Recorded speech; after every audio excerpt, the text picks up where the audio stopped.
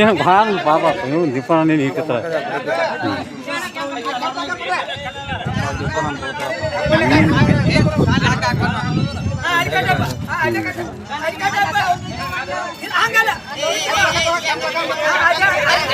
ತೇಜ್ ಪ್ರಭು ನ್ಯೂಸ್ಗೆ ಸ್ವಾಗತ. ಹುಕ್ಕೇರಿ ತಾಲೂಕಿನ ಗೋಟೂರು ಗ್ರಾಮದಲ್ಲಿ ಕೋನ ತಿವಿದು ವ್ಯಕ್ತಿ ಬಲಿ.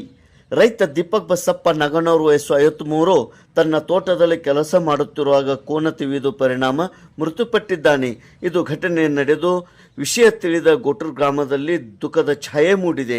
ಕೋನವು ದೀಪಕ್ ಬಸಪ್ಪ ನಗನವರು ಈತನ ಮೇಲೆ ಏಕಾಏಕಿ ದಾಳಿ ಮಾಡಿ ಕೊಂಬುಗಳಿಂದ ತಿವಿದು ದೀಪಕನ ಮೇಲೆ ತಿರುವಾದ ಗಾಯ ಮಾಡಿದೆ. ಪಕ್ಕದಲ್ಲಿ ಇದ್ದ ಬಾವಿಗೆ ದೀಪಕ್ ನಾಗಣ್ಣವರು ಬಿದ್ದ ಪರಿಣಾಮ ಸಾವನ್ನಪ್ಪಿದ್ದಾನೆ ಎಂದು ಘಟನೆ ತಿಳಿದು ಬಂದಿದೆ ಹಾಗೂ ಎನ್ನಲಾಗುತ್ತಿದೆ. ಇದರಿಂದ ಕುಟುಂಬಸ್ಥರ ಆಕ್ರಂದ ಮುಗಿಲು ಮುಟ್ಟಿದೆ. ಕೋನದ ಗಾಳಿಯಿಂದ ಬಲಿಯಾದ ಕಾರಣ ಜನರಲ್ಲಿ ಆತಂಕಕ್ಕೊಳಗಾಗಿದ್ದಾರೆ.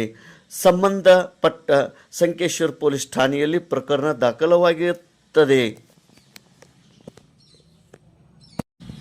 ಗೋಟೂರು ಗ್ರಾಮ ದೇವತೆ ಶ್ರೀ ಮಹಾಲಕ್ಷ್ಮಿ ದೇವರಿಗೆ ಬಿಟ್ಟ ಕೋನದ ಈ ದಾಳಿಗೆ ವ್ಯಕ್ತಿ ಬಲಿಯಾಗಿದ್ದಾನೆ. ದೇವರ ಹೆಸರಿನಲ್ಲಿ ಬಿಡಲಾಗಿದ್ದ ಕೋನ ಗೋಟೂರು ಗ್ರಾಮದಲ್ಲಿ ಜಮೀನಿನಲ್ಲಿ ಕೆಲಸ ಮಾಡುತ್ತಿದ್ದ ವ್ಯಕ್ತಿ ಮೇಲೆ ರಭಸದಿಂದ ಕಂಬುಗಳಿಂದ ದಾಳಿ ನಡೆಸಿದ ಪರಿಣಾಮ ಅವರು ಸಮೀಪದ ಬಾವಿಗೆ ಬಿದ್ದು ಮೃತಪಟ್ಟಿದ್ದಾರೆ ಎನ್ನಲಾಗಿದೆ. ಗೋಟೂರು ಗ್ರಾಮದ ದೀಪಕ್ ಬಸಪ್ಪ ನಾಗಣ್ಣವರ ವಯಸ್ಸು 53. ಮೃತರು ಗ್ರಾಮದ ಲಕ್ಷ್ಮೀದೇವಿ ಜಾತ್ರೆ ಹಿನ್ನೆಲೆಯಲ್ಲಿ ಸಂಪ್ರದಾಯದಂತೆ ದೇವರ ಹೆಸರಿನಲ್ಲಿ ಕೋನ ಬಿಡಲಾಗಿತ್ತು. ಅದು ಎಲ್ಲರ ತೋಟದಲ್ಲಿ ಹೊಲಗದ್ದೆಗಳಲ್ಲಿ ಅಡ್ಡಾಡಿ ಮೇವುಗಳನ್ನು ತಿನ್ನುತ್ತಾ ತಿರುಗಾಡುತ್ತಾ ಇತ್ತು.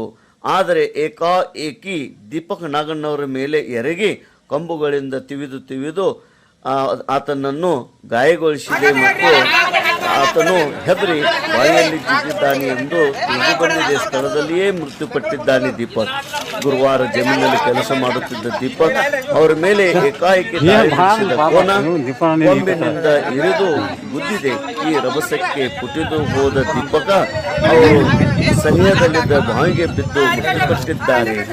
ಈ ಕುರಿತು ಸಂಕೇಶ್ವರ ಪೊಲೀಸ್ ಠಾಣೆಯಲ್ಲಿ ಪ್ರಕರಣ ದಾಖಲಾಗಿದೆ.